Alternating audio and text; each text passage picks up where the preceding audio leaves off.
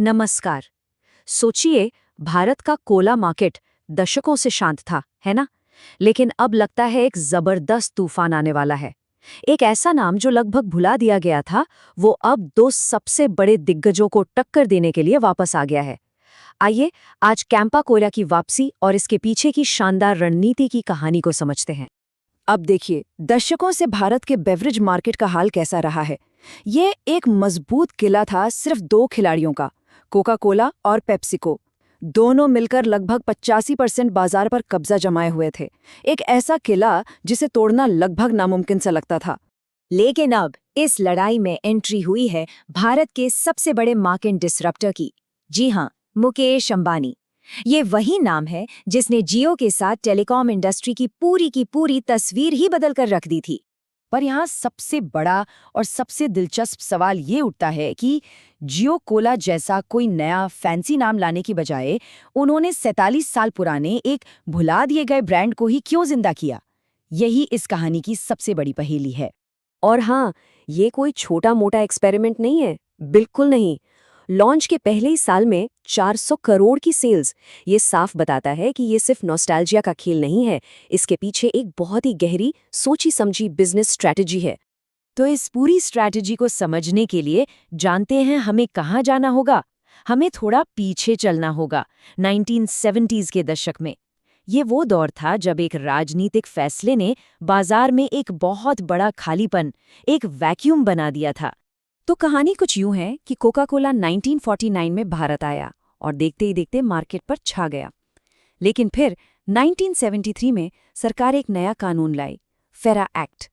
Coca Cola ने इसकी शर्तें मानने से साफ इनकार कर दिया और 1977 में पैकअप करके भारत से चली गई। तो ये फेरा एक्ट था क्या असल में?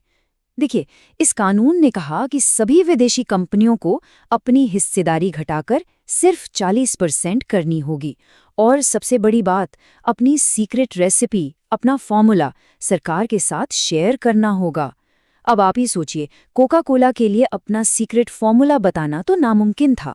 तो कोका कोला के जाने का असर क्या हुआ? मार्केट में अचानक एक बहुत बड़ा वैक्यूम, एक खालीपन आ गया और लगभग 10,000 लोग रातों रात बेरोजगार हो गए। मतलब ये एक तरफ तो बहुत बड़ा संकट था, लेकिन दूसरी तरफ एक बहुत बड़ा मौका भी। और इसी मौके को भुनाने के लिए मैदान में उतरा एक इंडियन हीरो जिसका नाम था कैंपा कोला। वो पहला देसी ब्रांड जिसने इस खालीपन को भरने की हिम्मत दिखाई। कैंपा कोला का नारा बहुत पावरफुल था, द ग्रेट इंडियन टेस्ट। ये सिर्फ एक टैगलाइन नहीं थी, इसने उस समय की राष्ट्रीय भावना, उस अपनेपन की फीलिंग को पकड़ लिया और बस देखते ही देखते कैंपा कोला हर घर का पसंदीदा बन गया। लेकिन फिर आया 1990 का दशक। उदारीकरण की हवा चली और दरवाजे फिर से खुल गए। पहले पेप्सी आया 1990 में और फिर 1993 में कोका कोला की धमाकेदार वापसी हुई और इस वापसी ने खेल के सारे नियम हमेशा के लिए बदल दिए। कोका कोला ने आते ही एक बहुत ही अग्रेसिव गेम खेला। उन्होंने Thums Up, Limca, Gold Spot, उस जमाने के सारे बड़े इंडियन ब्रांड्स को 120 करोड़ में खरीद लिया। सोचिए, एक ही झटके में लोकल कंपटीशन को लगभग कुचल कर रख दिया और कैंपा कोला धीरे धीरे मार्केट से गायब ही हो गया। तो चलिए अब इस पूरी हिस्ट्री को दिमाग में रखते हुए वापस आते हैं आज के दौर में और समझते हैं अंबानी की जियो प्लेबुक को, कि कैसे रिलायंस अपनी वही जानी पहचानी स्ट्रैटेजी को एक बिल्कुल नए मार्केट में लगा रहा है। तो इनकी स्ट्रैटेजी के 3 मेन पिलर्स हैं। पहला, प्राइस। जियो की तरह ही कंपटीशन से बहुत कम दाम रखो और मार्केट में खलबली मचा दो। दूसरा, डिस्ट्रीब्यूशन, मतलब इसे लोगों तक पहुंचाना कैसे है। और तीसरा, मार्केटिंग, मतलब इसका हल्ला कैसे मचाना है। तो पुराने और नए खेल का फर्क एकदम साफ है। एक तरफ हैं कोक और पेप्सी जो अपने पुराने तरीकों पर चल रहे हैं, उनका अपना डिस्ट्रीब्यूटर नेटवर्क है, महंगे टीवी एड्स हैं। और दूसरी तरफ है कैंपा जो अपने पूरे इकोसिस्टम की ताकत का इस्तेमाल कर रहा है।